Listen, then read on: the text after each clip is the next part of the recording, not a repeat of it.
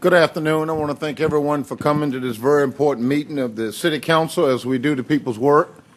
At this time, if you would, please stand for the invocation, which will be given by Reverend Robert Lee, pastor of Fairwood Agape Baptist Church, followed by the Pledge of Allegiance.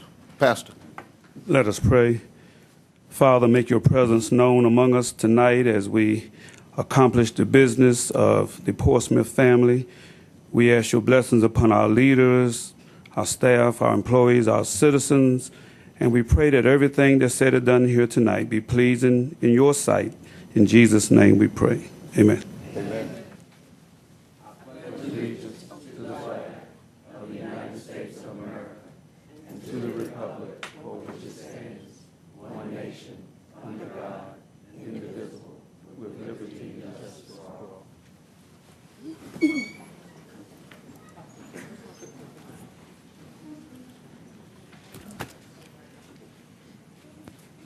Members of the City Council, would you please indicate your presence electronically? 7 members of City Council are present. Okay, members of the City Council, you have before your consideration the minutes of a call meeting of February the 24th, 2014, a call meeting of February 25th, 2014, and a regular meeting of February 25th, 2014. Are there any corrections to the minutes? Mayor, we have a motion and a second, and you'll be voting electronically. The minutes are adopted 7-0. Okay, very good. Madam Clerk? Yes, sir. 14-94, presentation. Presentation of special lapel pins to newly appointed board and commission members. This evening, if Mr. Jason Rich with the Library Board would please join the Vice Mayor at the Sergeant-at-Arms desk.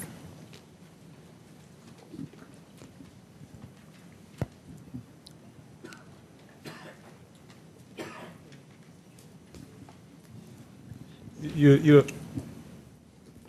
all alone tonight, but congratulations. But on behalf of the mayor and the entire city council, we want to thank you for being willing to give your time to serve the city and the citizens.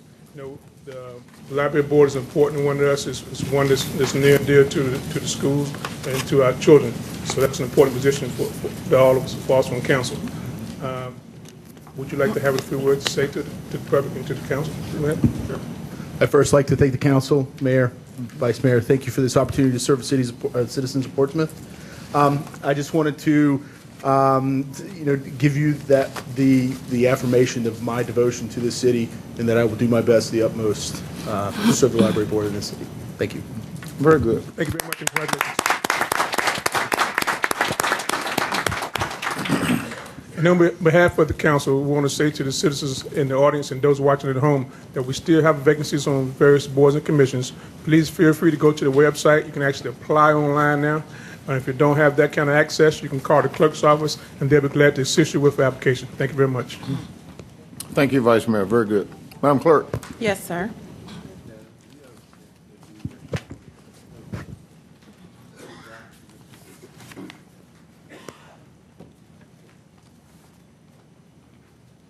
City Council rules require a limit of up to 5 minutes to speak. As you approach the speaker's podium, you will notice a timer. At the beginning of your 5 minutes, you will see a green light. 4 minutes into your remarks, you will notice a yellow light. At the end of 5 minutes, you will see a red light, hear a beep, and we ask that you please conclude your remarks at that time. While speakers have an opportunity to address council on matters of public concern, all comments should be made in a manner that respects the seriousness of the forum and should not be made in a belligerent, sarcastic, or demeaning fashion. A speaker who fails to observe this basic rule of decorum will be deemed out of order and not allowed to conclude his or her remarks. Public hearing, 14-95. Public hearing on a rezoning application, Z1401, Victory Village, Newport.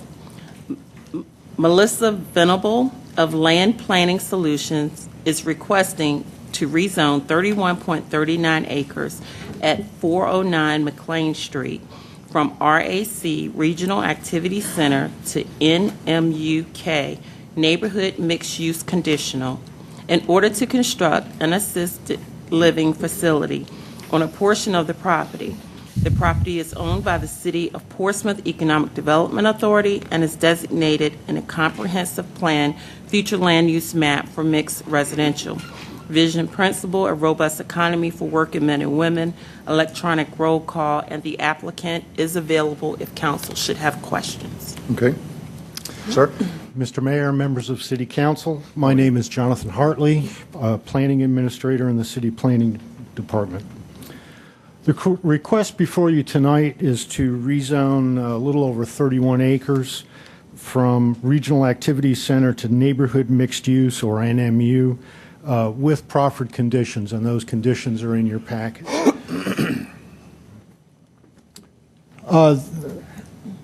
What is proposed tonight is to rezone a portion of what was originally zoned in 2007 as part of Victory Village. It is the piece that is north of McLean Street. The impetus for this rezoning request is to build an assisted living facility on the southern portion of the property. It is to be built, owned, and operated by Autumn Care. The zoning map is on the right there and shows the surrounding zoning, which is predominantly urban residential high or urban residential. The site is identified in yellow on this aerial photo, and the surrounding areas include the TCC Portsmouth campus, Vidawee Golf Course, there's the Newport residential community, and then on the other side of the interstate is the Victory Crossing Shopping Center. As I said, this is a portion of the Victory Village rezoning, and the portion that's before you tonight is the area that's outlined in black. Again, you have TCC across the McLean Street from the proposed site. And to the east, you have, or to the north, I guess, north is a little bit different in this photo, but you have the Newport residential community around it. And I included just a blow-up of the master plan for Victory Village. The master plan was one of the proffered conditions back in 2007, along with the design standards, and I just hold up a copy of that to let you know that it's a fairly thick, fairly extensive set of design standards. The concept, the proffered plan indicated that this property would be used for mixed use with commercial and office on the ground floor and residential above that. Those uses in this map and the design standards will not work for the Autumn Care facility that's proposed. Hence the need to rezone the property. I'll also point out that there's a large green area on this map, and that is a wetland that precludes any substantial development of that area. So, and it also serves as a nice buffer between the developed areas and the other residences in the Newport community. Across the street is the Tidewater Community College Portsmouth campus, which is shown with a nice aerial shot here. And then this is a photo of the Newport community and some of the homes on the south side of Greenwood, but fairly typical of the kind of construction and development that's occurring out there in the Newport area. What is proposed is an assisted living facility that will contain anywhere from 100 to 110 beds. It'll be a one-story building, something that the existing design standards and regulations would not allow. And it serves as a good buffer use, essentially, between the more intensive development of Victory Village proper and the TCC campus, and the residential development in the Newport residential community. It's also a nice complementary facility with the TCC campus in that they have now the nursing program there and other medical training opportunities. So it's a good, potentially a good relationship between Autumn Care and TCC. This is some elevations of the building, and I will add that while the proposed conditions would essentially eliminate these design standards, one of the things that with the neighborhood mixed-use zoning that's proposed, a lot of the design standards that are in our neighborhood mixed-use district actually came or were derived from these standards.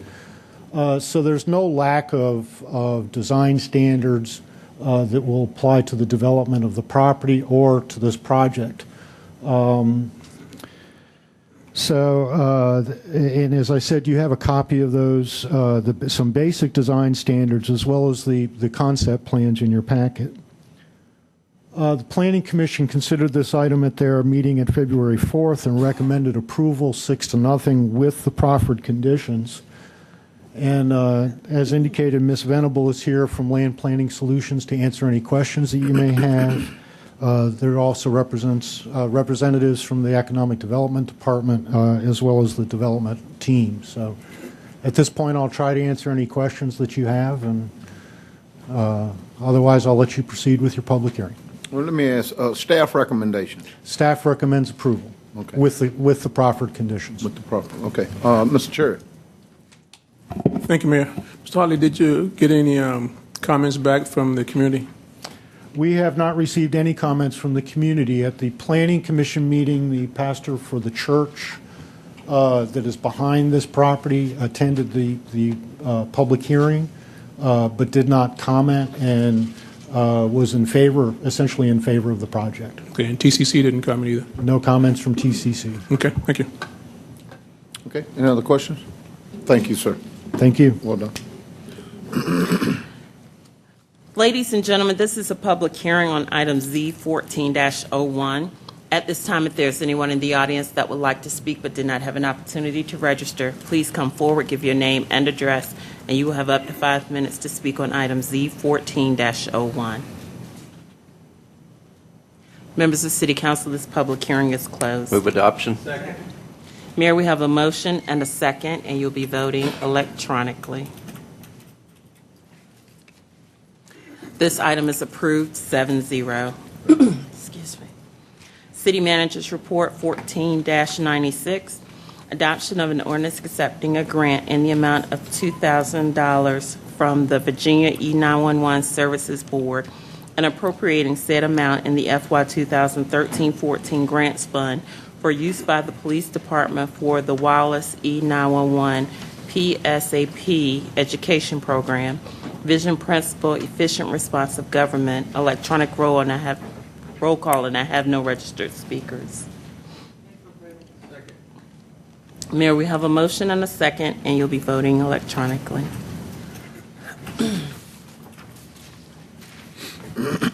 This item is adopted 7-0.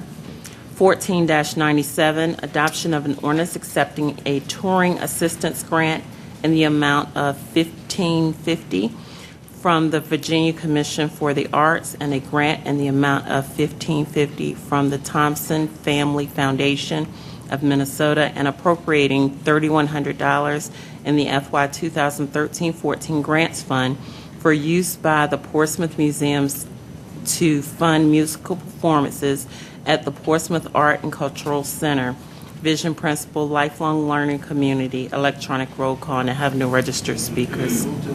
Second. Mayor, we have a motion and a second, and you'll be voting electronically. This item is adopted 7-0. 14-98, adoption of an ordinance accepting a grant in the amount of $4,590 awarded to the Clerk of the Circuit Court by the Library of Virginia and appropriating said sum in the FY 2013-14 Grants Fund, Vision Principles, Pride of Past, and Efficient Responsive Government. Electronic roll call, and I have no registered speakers. Mayor, we have a motion and a second, and you'll be voting electronically. This item is adopted 7-0. 14-99, adoption of a resolution requesting the Virginia Department of Transportation to approve an addition to the streets in the city of Portsmouth for the purpose of increasing municipal assistance payments to the city. Vision principles, neighborhoods, and sense of community, and a robust economy for working men and women. Electronic roll call, and I have no registered speakers. Move adoption. Mayor, we have a motion and a second, and you'll be voting electronically. This item is adopted 7-0. 14-100, adoption of a resolution authorizing the city manager to execute a memorandum of agreement between the City of Portsmouth and the Hampton Roads Planning District Commission for a regional water quality monitoring program to satisfy the requirements of federal and state law and reduce water pollution in the Chesapeake Bay and its tributaries. Vision principles, neighborhoods, and a sense of community, and a robust economy for working men and women. We have a registered speaker, Ms. Donna Sy.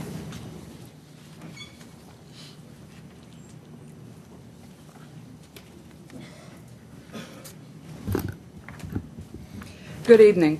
My name is Donna Sy, and I live in the Woodbine Farm section of Portsmouth. Principle of Liberty 1. The only reliable basis for sound government and just human relations is natural law.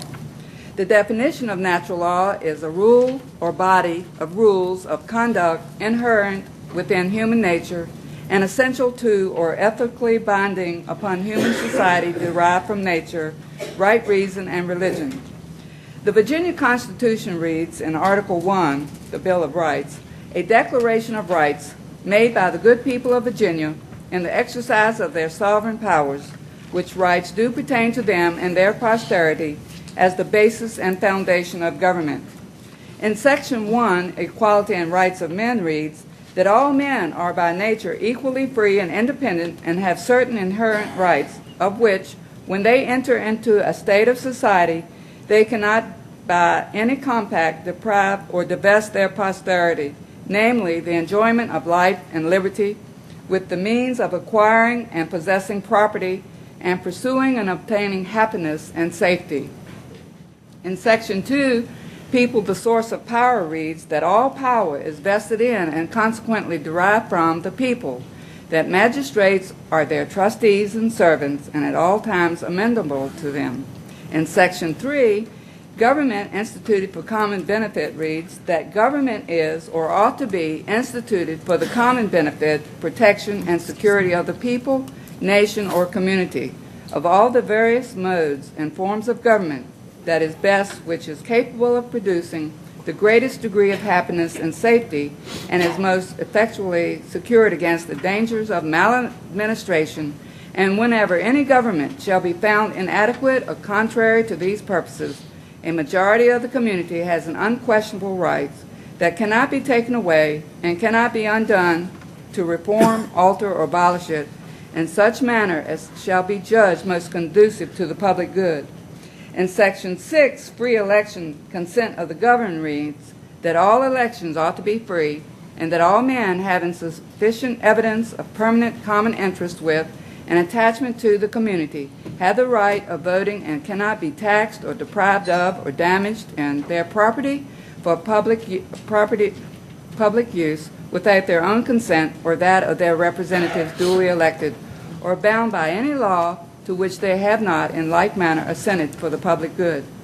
This resolution, 14-100, is authorizing the city manager to execute a memorandum of agreement between the City of Portsmouth and the Hampton Roads Planning District Commission for a regional water quality monitoring program to satisfy the requirements of federal and state law and reduce water pollution in the Chesapeake Bay and its tributaries. Where was the opportunity for the people to give their consent to this memorandum of agreement? Who attended this meeting of the Hampton Roads Planning District Commission? When was the report of this meeting given to the people that created this memorandum of agreement? How come decisions are being made by the legislators without the consent of the people? If we have Boards and Commission Manual. All boards and commissions that affect the citizens need to be listed in it. The introduction in the Boards and Commission Manual invites people who are civic-minded, interested in the future of Portsmouth, want to make a difference in the community, innovative and creative thinkers, and lastly, open to new ways of doing business. Passing a resolution without the people's consent has demonstrated our legislators have no idea or belief in natural law as expressed in our Virginia Constitution. My real concern is, are you legislators going to protect citizens' property rights? Is the planners going to protect citizens' property rights? That's the question. Thanks for listening. Thank you, ma'am. Members of council, we have no additional speakers on this item. Mr. Moody, just a moment. Mr. Moody? Thank you, Mayor. When this item was discussed at great length at our public works session, it was brought up that this is a regional mandate, unfunded mandate from the state federal government. But this option is actually the lower cost option.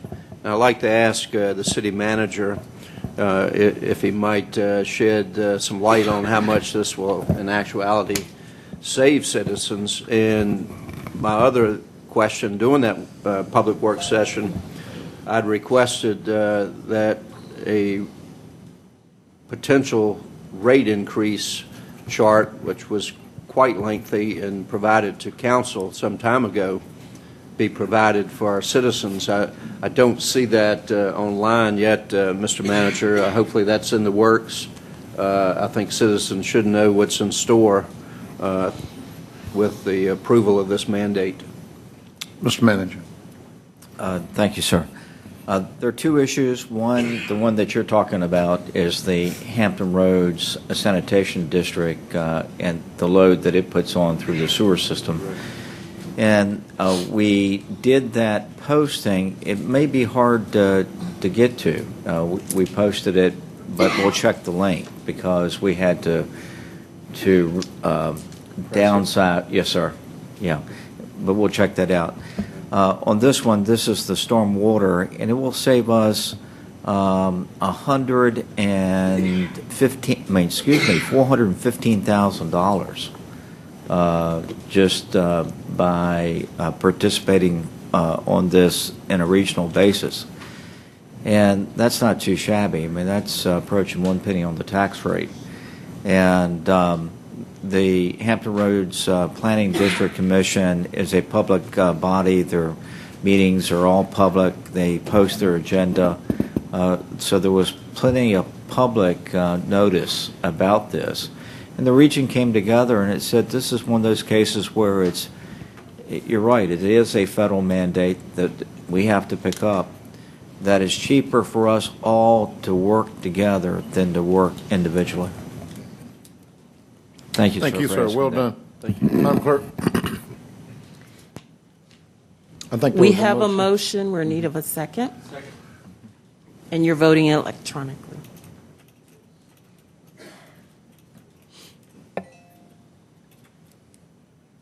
This item is adopted 7-0. New business 14-101, boards and commissions. Councilman Moody. Thank you, Madam Clerk, Mayor, members of council. We have two items. One, we have reappointments to the Newport Development Authority. We're asking approval to reappoint Angela Allen, Earl Moore, and Yolanda Thomas. And we also have a okay. Got to do them separate. And that has to be a separate vote, Mayor. Yeah. Sorry. Second. We have a motion and a second, and you'll be voting electronically. Very good.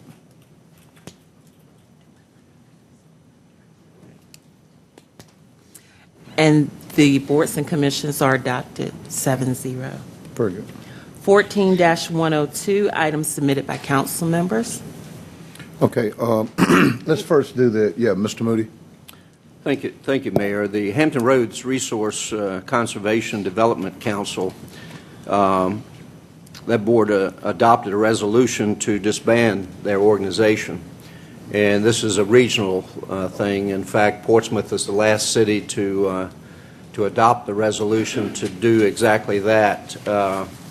And since it's got to be public, I will very quickly read the resolution that we've been asked to adopt as a council. A resolution supporting the dissolution of the Southampton Roads Resource Conservation and Development Council. Whereas the Southampton Roads Resource Conservation and Development Council is a nonprofit organization whose purpose is to enhance resource conservation and economic development in Southampton roads, and whereas the City of Portsmouth agreed to participate in the council through the adoption of Resolution RO5-56 on October the 11th, 2005, and whereas the Southampton Roads Resource Conservation and Development Council desires to dissolve itself as an organization due to the lack of interest, the vacancy of manager of projects position, and the absence of new projects on the horizon. And whereas in order for the Southampton Roads Resource Conservation and Development Council to officially dissolve itself, approval of the council's legal sponsors is required.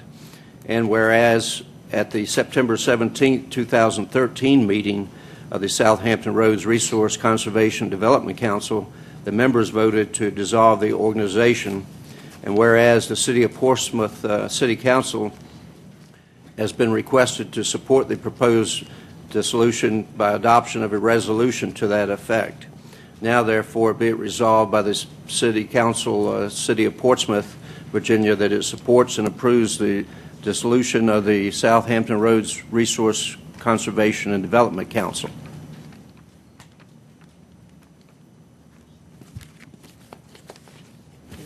And now that I've read the resolution, I'd also, prior to us voting on that resolution, make a motion that it be added to our agenda. Okay. There's a motion to add? Second. And then a second. Madam Clerk. Mayor, we have a motion and a second to add this item to your agenda for consideration. You're voting electronically. This has been approved 7-0. Okay. And now, I move that the resolution that was previously read be adopted. and just before members of City Council vote, because this item has been added to your agenda, we need to open it to the floor.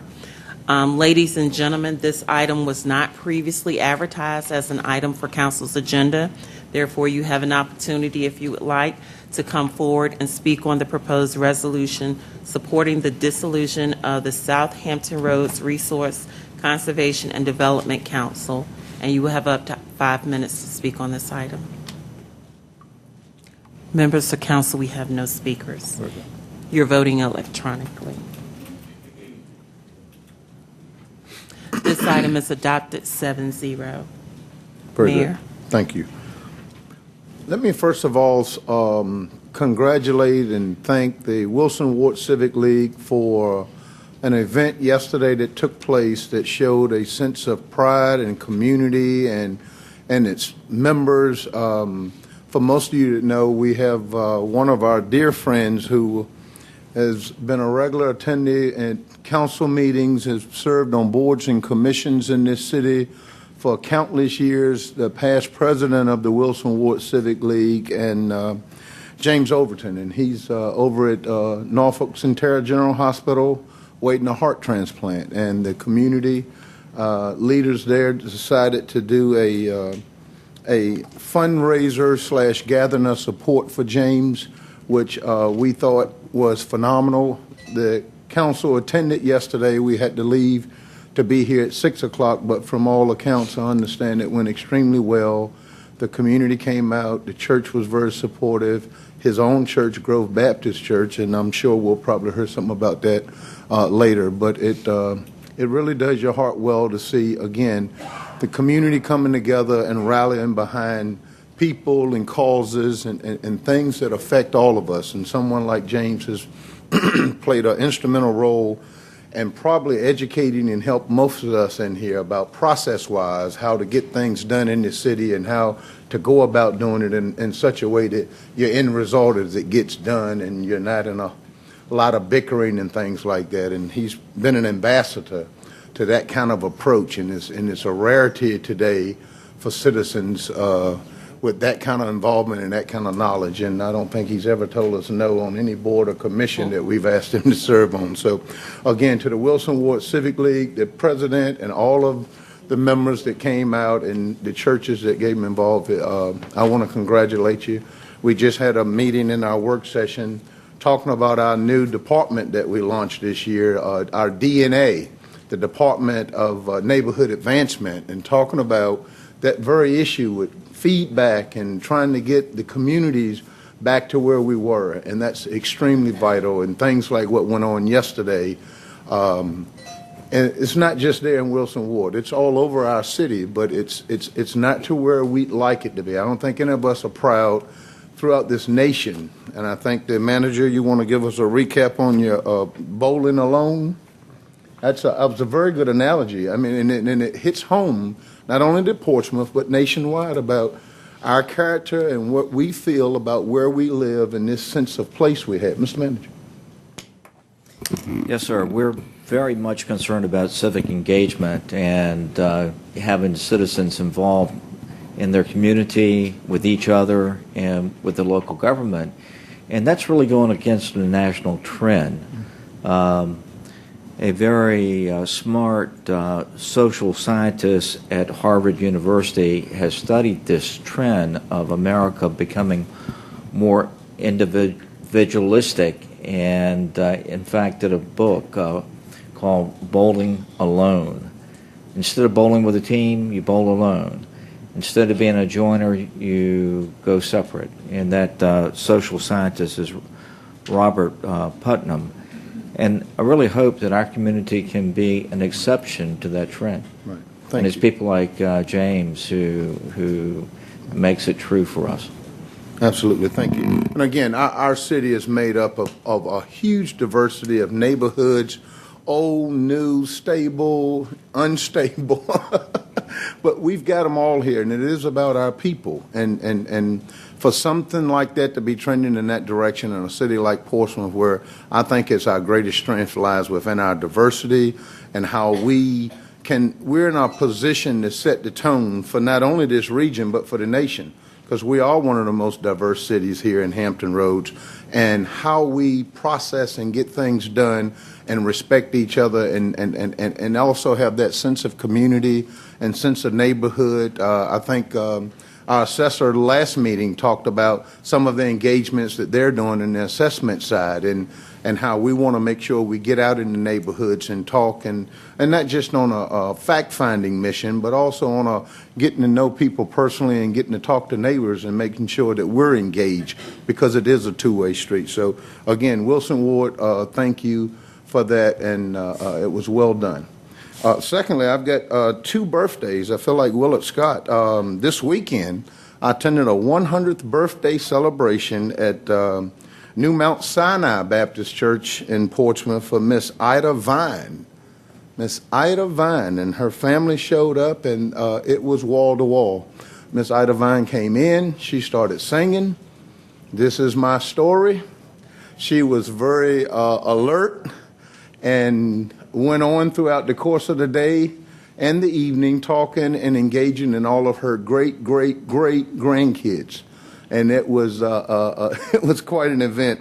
And then Sunday, I went over to Mount Hermon Temple Baptist Church, where we had Chief Beverly Clark turned 95 years old, and he served in World War II and the Korean War. And back then, the office of Chief was the highest for an enlisted African-American man, or African-American period. And Chief was extremely alert, and again, the sense of community and church and how they rallied around those citizens and recognized the great things that are going on in the history that they've served. I mean, this has been one of the most eventful histories in our country this century. And a lot of the things that have gone on, and a lot of those elderly citizens that are right here in Portsmouth has lived through those things and can bear witness to a lot of the changes and the progress we've made. And I just think that's invaluable. So, again, I want to say happy birthday to both of them, and thank both of those House of Worships for recognizing them and for the invitation to me. Mr. Moody. Thank you, Mayor. We learned today that our former assessor, Alethea Bryce, is having some health issues. So I'd like to ask everyone to keep Alethea in your prayers and Absolutely. Pray for a speedy recovery. Alethea served as our city assessor on 2 different occasions, actually. She retired, and then we got in a bind, and we asked her to come back, and she served very well both times, and she was a very, very valuable employee of our city. So keep Alethea in your prayers. Absolutely. Well done. Madam Clerk. Yes, sir. 14-103, report on pending items. Ms. Bernadette Hall. Good evening, Mayor and members of City Council. I'm Bernadette Hogg, City Ombudsman, and would like to give you the report on the non-agenda speakers and pending items for the council meeting on February 25th, 2014. There were 8 non-agenda speakers at the council meeting on February 25th, 2014. One of the speakers required action by staff. Clayton Stevens requested that his application for a cab permit be reviewed again for approval. Per the Portsmouth Police Department, the permit was denied based on City Code 37-101. The original letter that was sent to Mr. Stevens was returned by the post office in October 2013 as not deliverable. The police department has since contacted Mr. Stevens and presented him with the necessary information. No further action is required with his request.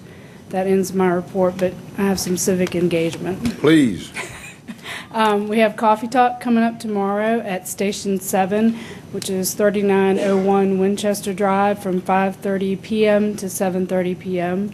And we have one on March 18th from noon to 2 at Station 1, which is 1601 Effingham Street. Very good. Thank you. 14-104, non-agenda speakers. Our first speaker is Ms. Athena Jones.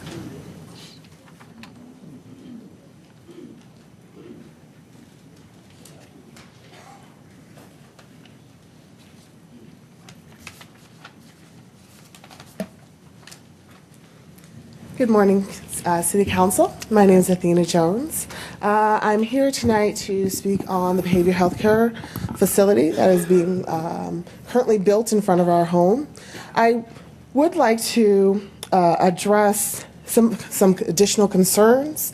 There are several trucks and heavy equipment that's actually moving in and out of the area that literally shakes our house that was built in 1890. And so currently we are watching cracks in our walls, which is a great concern structurally for a house that's built in 1890. And I want to make sure that you guys are aware of that. It is a great concern. Also, I wanted to talk about the health care. I wanted to actually thank the City Council for being on board, as well as the mayor for signing the letter for the expanded Medicaid for Virginians. There are 400,000 Virginians that are without health care, and these are individuals that are actually working full-time jobs, but they're low-wage jobs, and they cannot afford to pay $200 a month even for health care. And if they do, then the options that are available are poor services. So ultimately, they pay for a service they're not going to use. And so I definitely appreciate the City Council being on board with that, and you specifically, Mayor, for signing that letter. That's really important.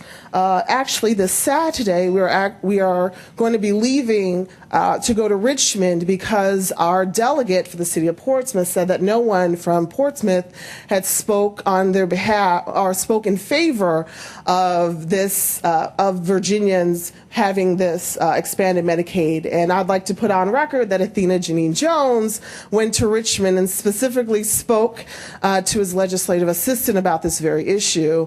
And so when he came out and said that no one spoke about this, I was rather surprised because Athena Janine Jones spoke to him about it. it's interesting because a lot of things that happen on the grass top, especially with community action, civic engagement, we don't always see the ramifications of what happens on the grassroots.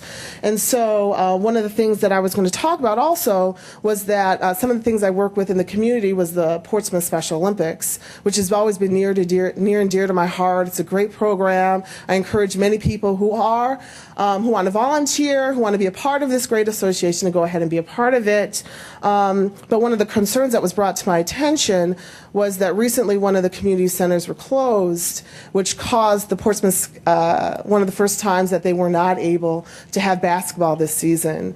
And so, again, we're talking about, we don't always see who is using or how it directly affects the community. It just ends up yes and no, up and down vote. And unfortunately, we're talking about many people who live in homes and other places that generally don't have the opportunity to get out. And the Special Olympics is such a great organization that they won't be able to, again, this basketball season does not exist because they don't have a place to play.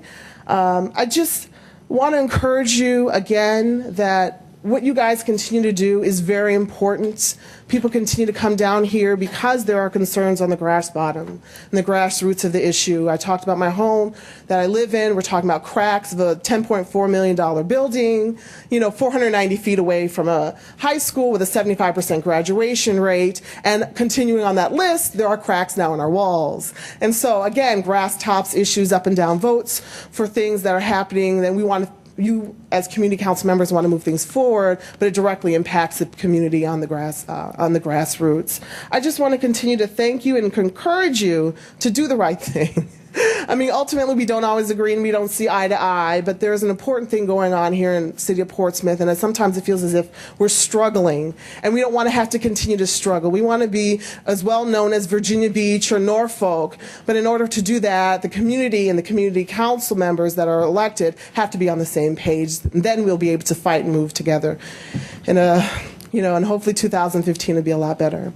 So thank you, and if you have any questions, I'll be more than happy to answer them. But other than that, I'm done. Well, thank you. Let me just comment on your point about the Medicaid expansion. Our governor came to Portsmouth yesterday, Maryview Hospital, where I and three other mayors came. The mayor of Hampton, George Wallace, mayor of Paul Frame from Norfolk, and Mayor Linda Johnson from Suffolk came to support him and his initiative, and to sit with the people of Bon Secours and people that understand full well how important that matter is for cities like Portsmouth and regions like Hampton Roads. Inside of that 400,000 citizens of the Commonwealth that would be included is about 21,000 veterans.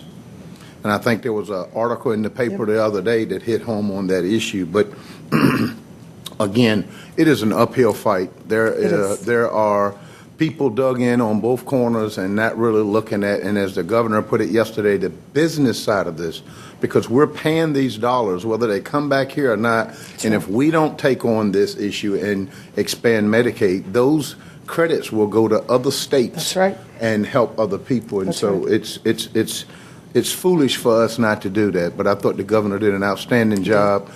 We had quite a few press and other people there that naturally follows him around. But thank you for bringing that up. Sure. Can I just say real quick, yes, I didn't use all the absolutely. time. This Saturday, we're actually, again, please register at virginiarallyforhealthcare.org. The bus is free. We're leaving at 8 o'clock in the morning to let Janu know that Portsmouth is in favor of Medicaid expansion. Okay.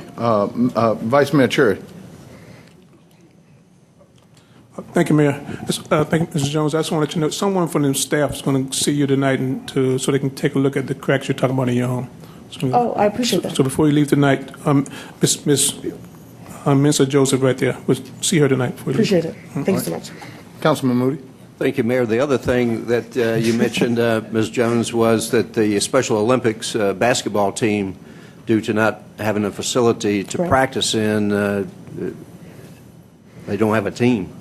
So I'd like for a member of staff, if the manager would agree to it, I'm certain our city can find a place for them to practice.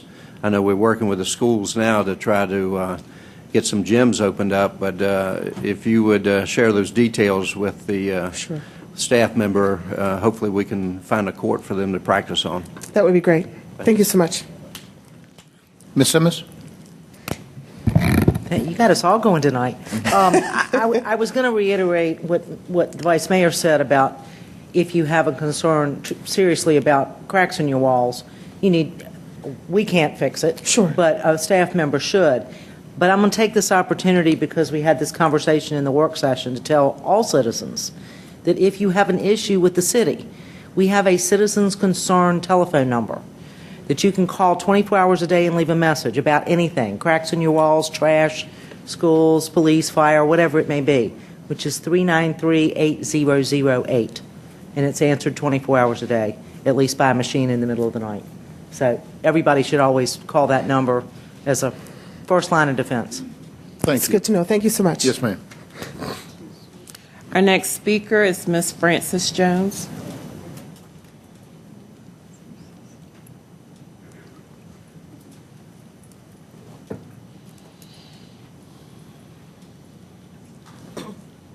Good afternoon. My name is Frances Jones.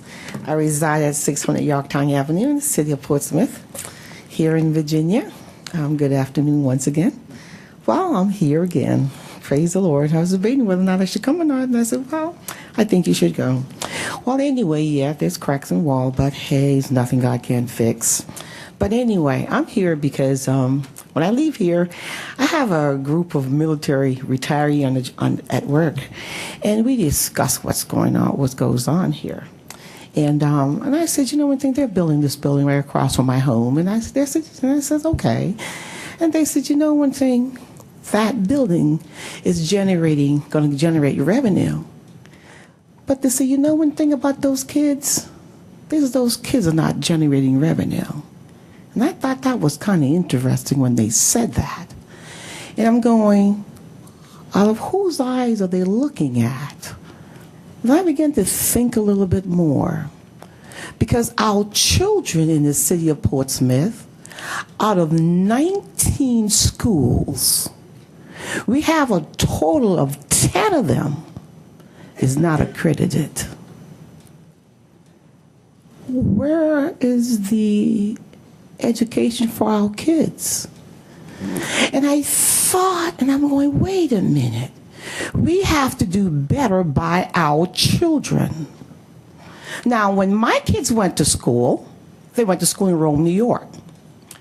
They learned how to bookbind. They did short stories. They had international studies. They had art and music competition statewide. They had woodwork. They had all of these different things that our children here in Portsmouth, some of them will never have an opportunity because where is the money? See, my husband was in the military. And when I sent my kids to the public school there, we had to sign a little card. And then the government would give X amount of dollars for each child. I want to know, is that still going on?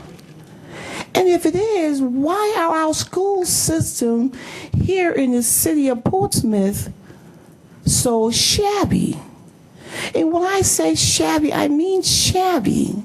Because my grandson went to Craddock Middle School. He took the SOL test. He passed it. They said, hey, put this kid in a gifted class. The principal at the time says no. So we pulled him out and put him in private school. I think we need to do more for our future of tomorrow. Those are our children. But yet we could spend $4.4 million on a center for people who are on drugs. And guess what I discovered? In my neighborhood, another mental health clinic. What are you guys trying to do to us? Put everybody who has a problem there, God knows I know how to pray, but please. Everything is coming out the woodwork. But then again, these are our most precious natural resources. our children, the future of tomorrow. If we don't get rid of that no kid left behind law,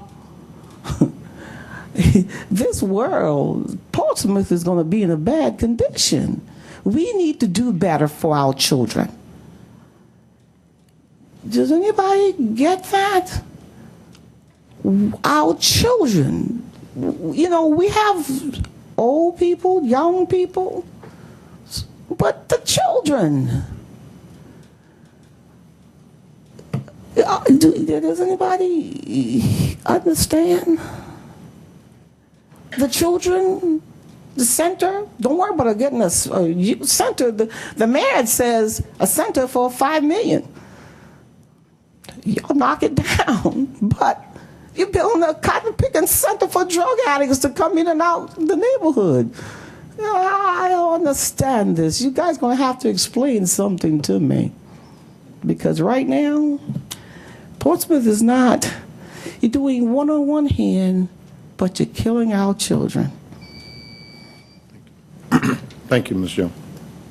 Mr. Steve Carroll.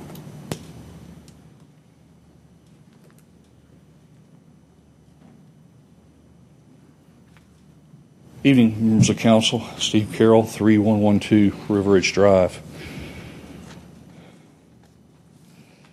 I was thumbing through the paper the other day, a rare occasion anymore, and this article is dated 3/8/14, and there's a quote in here. It's a commentary. Taxpayers should have an opportunity to know what their money and their representatives are funding. And the very next day, there was a cartoon in the paper. A member of the General Assembly, dressed in a push-up bra and fishnet stockings, well endowed, I might add, is accusing a member of the governor's staff of being a political prostitute. So I wonder if the Virginia pilot is making a distinction between that and the conventional prostitution that goes on County Street and Constitution. That said, let's take a look at it. Is there a distinction made between the prostitution that occurred in the General Assembly when we got hammered with House Bill 1253 and Senate Bill 513 and this Transportation Accountability Commission? Is there a distinction between the kind of prostitution that occurred when the public was defrauded of money and falsified records to bring light rail to Norfolk, and now we're going to turn around and spend $1.3 billion bringing it to the waterfront, and that money's going to come from us through that Transportation Accountability Commission that many of you endorse, light rail. And I heard the word regional so many times I've forgotten tonight. You want to see how regionalism is manifested? Corruption on light rail. And that's just the beginning of it. And this thing about the tolls, much to the pilot's dismay, it's not going to hurt regionalism. It's happening because of regionalism.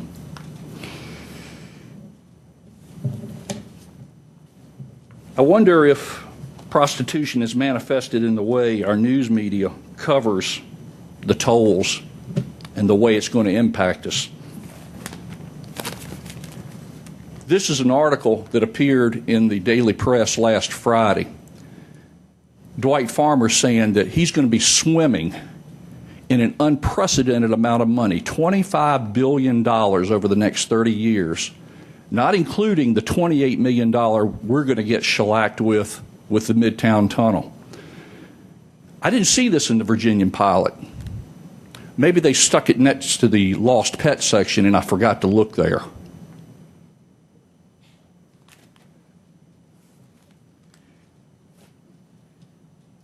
Mrs. Simmons, Mrs. Randall, Councilman Heretic, Councilman Ray Smith, Mayor Holly voted to ratify the Hampton Roads Transportation Authority, which was going to be funded 40% by tolls. The very same projects, the very same process that this Hampton Roads Transportation Accountability Commission is going to have. And you voted for it. And all things being said, with the small businesses that are going to be devastated in this city and the working people who are going to be devastated having to use those tunnels, you owe us an explanation why you voted for it, and so do you, Mrs. Randall. Councilman Heretic and Councilman Doug Smith came in here like Jack and Jill a few weeks ago telling us we had to dive into casino gambling, into that cesspool to pay our bills. How many times has Councilman Heretic or Councilman Doug Smith stood at this podium and pleaded the cause of the citizens of Portsmouth about ERC? How many times did they denounce ERC? Yep, but they've got the time to come in here and tell us we got to take casino gambling into the city. Let me tell you how many times. 0 times.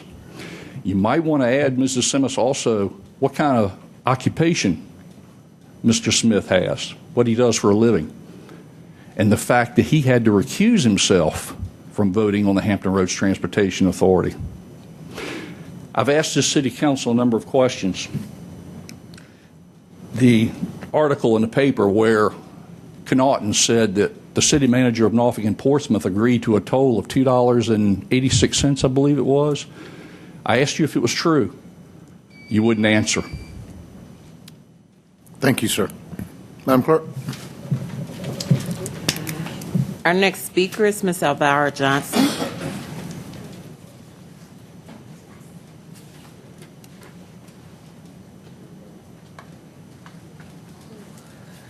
It's your birthday.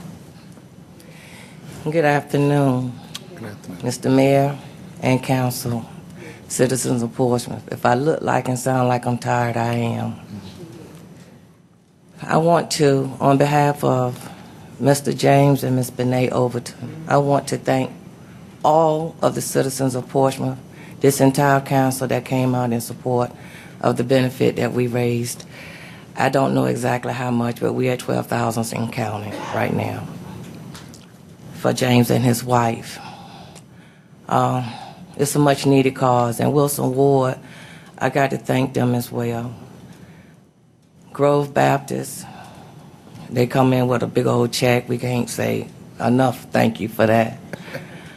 And for those of you that don't know, I spoke with James today at length, and he's doing very well. He said, for those of you that have Facebook capability, check out the professor. He's talking to Minnie James. Minnie James is a cardboard cutout that we had made up, and he's almost about 4 feet tall. So if you wanted to take pictures with him last night, for those that wanted to once be taller than James, you could take a picture with him. Mrs. Overton is still crying and singing hallelujah and dancing, and I am too on them horse, and I'm exhausted. I have to really thank Wilson Ward Civic League because they really stepped up and stepped out. Portsmouth, you stepped up and you stepped out.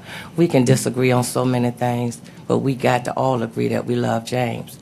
We lovingly call this benefit Have a Heart for James, and we were blessed with several things. So to let everybody know, we will soon be having more bumper stickers, but we're not going to put out any more until we get a patent on it because it's ours. And so if you want one, you got to see one of us to get one. We also are considering T-shirts and bookmarks. And the reason for this is because the heart transplant itself is $90,000. James has been at Centera Hotel.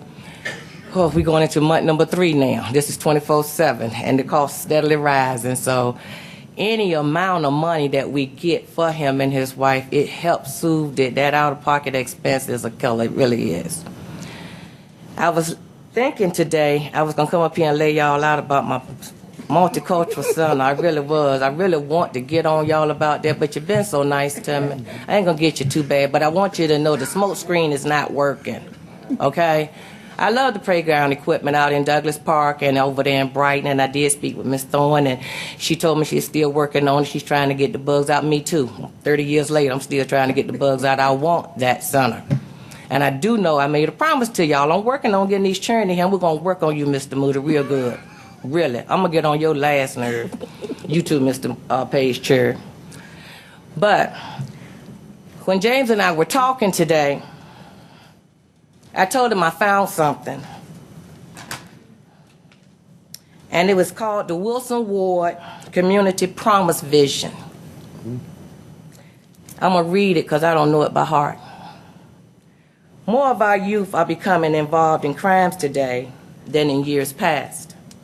We are looking forward to a time when our community's youth will have the competence, the character, the confidence, and the connection needed to live healthy, fulfilling lives and contribute positively to society. We are actively seeking to connect our youth with the resources needed to lead healthier and more productive adult lives. Those playgrounds, they're going to work wonders for our children, but we got to help them out as they get older.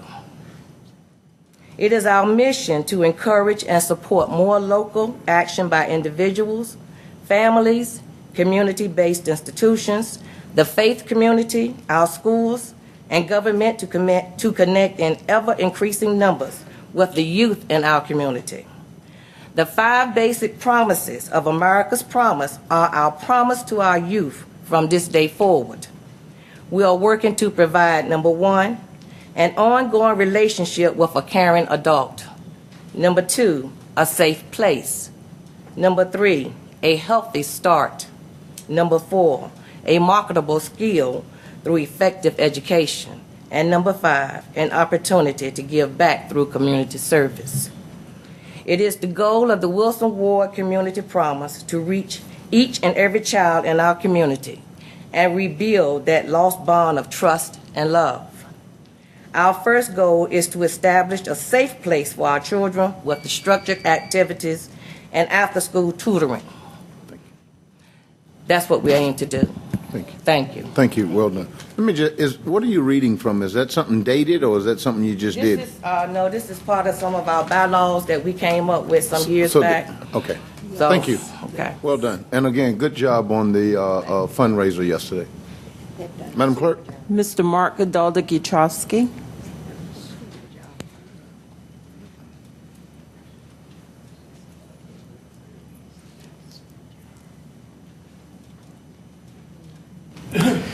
Good evening, Mr. Mayor, honorable members of council, and fellow citizens.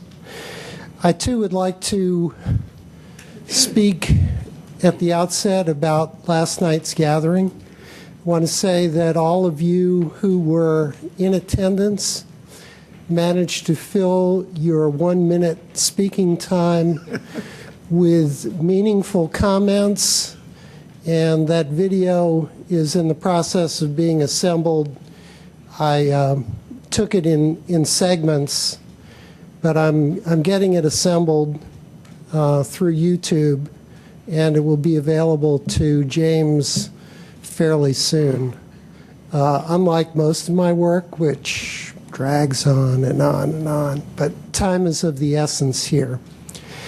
I want to take off from that. I don't want to use James Overton as a prop here, but I think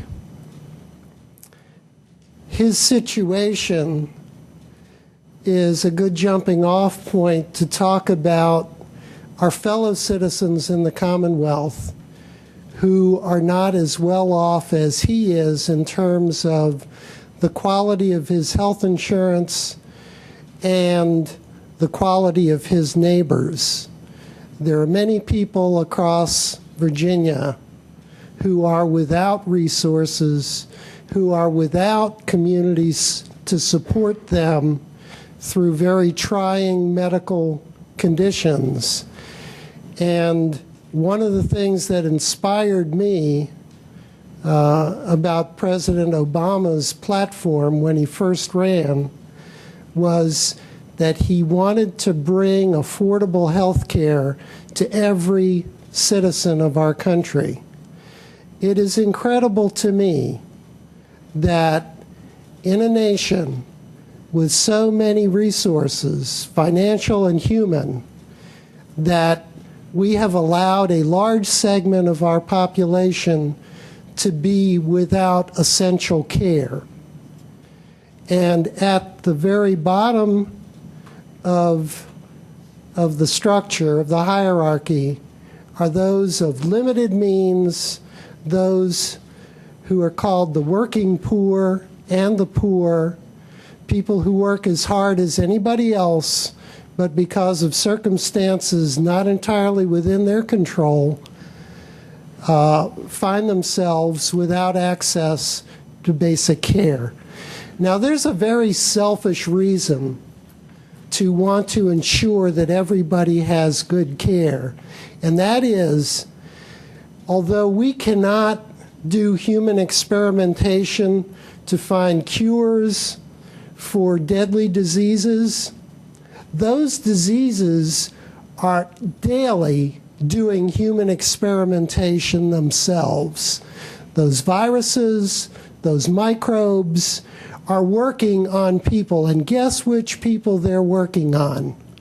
They get a foothold in those whose resistance is lowest because of poor health, because of poor nutrition. And where do they go from there?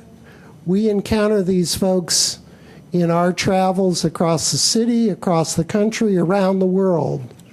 And when we come in contact with them, those of us who are better situated can become the next recipient of a disease. So if you want to be completely selfish about this, if we don't take care of the people who are the most vulnerable, we make ourselves, our children, and our grandchildren vulnerable as well.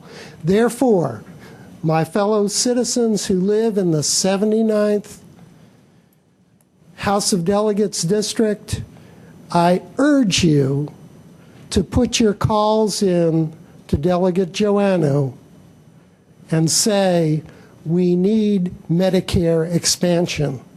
Thank you very much. Thank you, sir. Well done. Well done. Our final speaker is Mr. Walter Carter, Sr.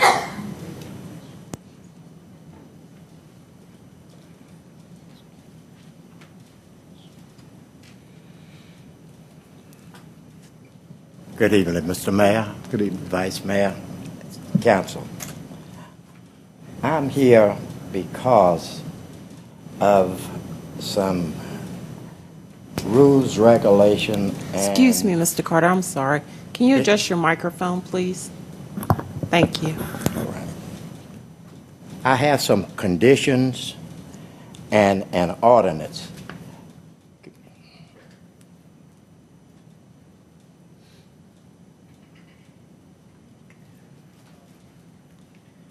These were passed by City Council, and I came down last month and I spoke to the fellow that is in charge of my area, which is the inspector, and I gave him a copy like you have, and he said he had never seen it before.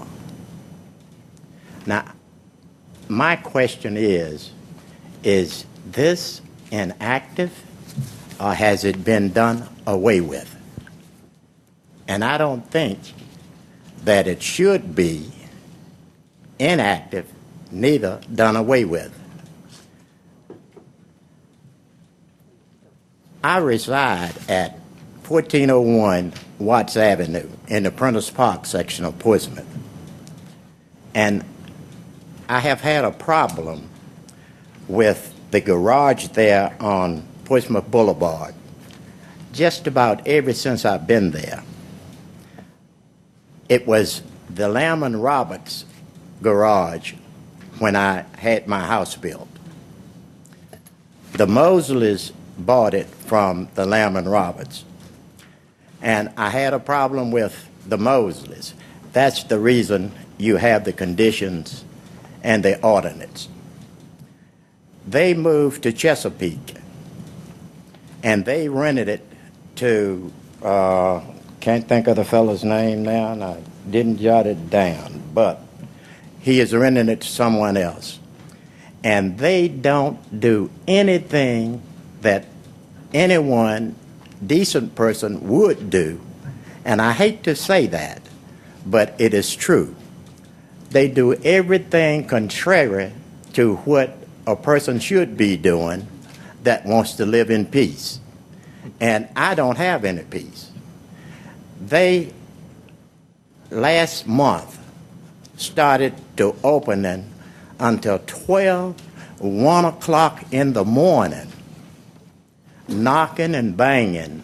I don't know what they were doing, breaking motors or something, I guess.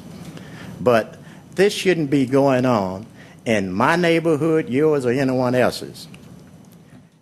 We need to get some rest at some time or another.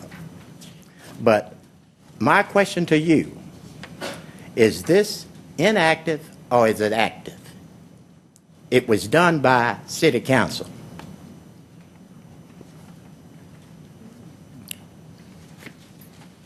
I'm waiting for an answer. Sure, you've got a minute, sir, if you got anything else you want to say, and then we can engage. Are you done speaking? No. Okay, finish, if you would. The problem is that they are working outside, and in the instructions they shouldn't be doing it, and it's disturbing. They don't cut the grass. They cut the grass maybe 3 or 4 times a year, and it gets this high. And I have to call and check with the inspector, and he have to give them another 30 days or 60 days before they can do anything. It doesn't make sense to me. And this, I think, has to stop. And I'm finished. If you can't answer the question as to, is this still active? Well, let me first say, we talked briefly in our work session today with our new Director of Department of Neighborhood Advancements about some of these very issues, not yours in particular, and the city's protocol and procedure and how they respond to incidents like this. But as whether or not this, George, our attorney, is this legitimate, I'm sure, do you want to speak on this now, or do you need to look into it? I'll be glad to speak on it. Sure. Sir, I remember when this was adopted. I was here when this was adopted. In fact, I think I helped draft this ordinance. As far as I know, this ordinance still remains in effect. This is a conditional rezoning. In other words, the applicant applied for a rezoning to conduct his business. And you're right, I think it was Lamb and Robinson. That's right. Is that right? In fact, I think I went out to your property at the time. As part of a conditional rezoning, the applicant agrees to certain conditions on the property. And those conditions remain on the property until they are removed by subsequent action of council, and they remain regardless of who the owner is. I don't know whether this property has been rezoned since then. I don't think it has, but I don't know definitely. I don't believe it has. If that's the case, then these conditions remain in effect. Now, to the extent that conditions are, or that things are occurring that are outside of these conditions, yes, then we have to look at what the general city code provides on that, and whether we're dealing with a private matter between you and the property owner, or whether we're dealing with a violation of the city code, in which case the city can step in and take enforcement efforts. I'll need to look at this a little bit more. If you would like to call me tomorrow, I'll be glad to give you my card, and we can talk further about it. Okay, I appreciate it. Have a nice evening. Okay, thank you, sir, very much. Members of council, there's no additional business before you this evening. Okay, part of we're adjourning. I got a couple of comments about the community involvement in helping the least of these and Medicaid expansion. And this morning we attended a regional conference on homelessness that was launched. Brandon, I'm going to ask him if he wouldn't mind. We off the guard, but just give us a briefing on it. The mayor of Norfolk, myself, and the mayor of Chesapeake were there this morning to bring greetings, and it was huge group from this region talking about this effort that we had all signed up to, and I think we, the city of Portsmouth here, signed up to stamp it out in 10 years, and I think we're about midway through there. We actually left around about 9 o'clock this morning. Can you just, for the public, give us an overview, Brendan? Sure. This is an every other year conference that the Hampton Roads cities put together.